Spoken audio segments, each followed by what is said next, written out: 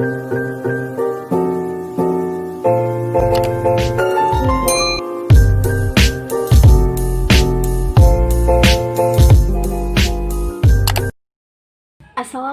warahmatullahi wabarakatuh. Kembali lagi bersama saya Suryani Melasari. Kali ini kita akan ngebahas mengenai rumus kecepatan, jarak, dan waktu.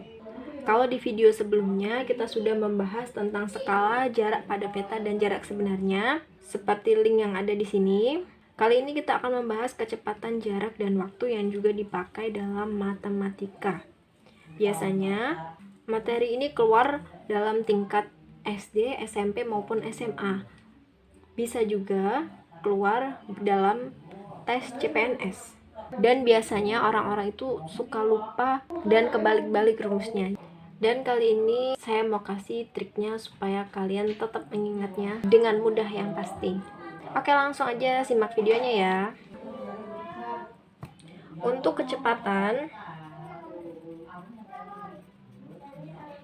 biasanya dilambangkan dengan huruf V. Satuan dalam kecepatan itu kilometer per jam pada umumnya. Kemudian kalau jarak itu diistilahkan dengan lambang S. Jarak itu biasanya menggunakan satuan kilometer. Kemudian waktu dilambangkan dengan T dan satuannya berupa jam. Kita cukup menghafal satu rumus saja, menghafal atau mengingat dengan mudah, yaitu S.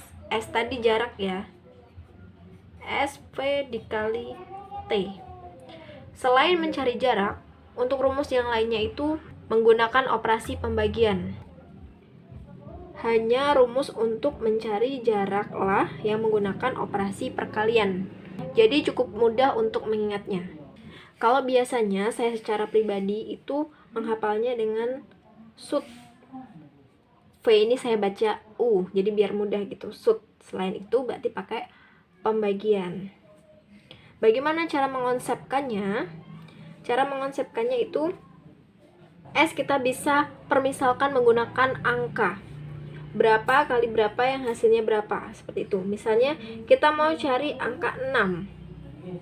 Berapa kali berapa yang hasilnya 6? Bisa 3 kali 2 atau 2 kali 3 ya. Kita tulis 2 kali 3. Kita pilih salah satu saja. Nah, setelah itu, ini mirip konsep pada video sebelumnya ya. Silahkan kalian klik kalau mau tonton videonya. Klik yang di atas ya. Jadi kita bisa menggunakan konsep bilangan ini untuk mencari rumus yang lainnya. Untuk penerapan konsep ini, kita bisa mencari V-nya atau juga untuk mencari T. V itu merupakan kecepatan dan T itu merupakan waktu. Untuk mencari V itu kan 2. Cara mencari 2 berarti sama saja dengan 6. Kita bagi dengan 3, dapatlah 2. 2 tadi sebagai V, 6 tadi sebagai S, berarti kita tulis S. 3 tadi perwakilan dari T, berarti S per T. Jadi rumus untuk mencari kecepatan itu merupakan jarak dibagi dengan waktu. Untuk rumus waktu atau T tadi kita lambangkan dengan angka 3.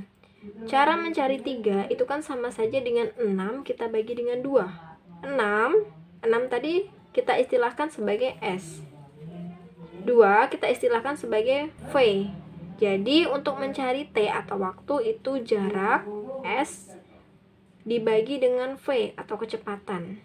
Dapatkan rumusnya, kita cukup menghafalkan satu rumus yang ini saja, kita bisa mendapatkan rumus yang kecepatan maupun cara mencari waktu. Untuk soal penerapan rumus kecepatan, jarak, dan waktu, contoh videonya ada di atas ya, silahkan diklik.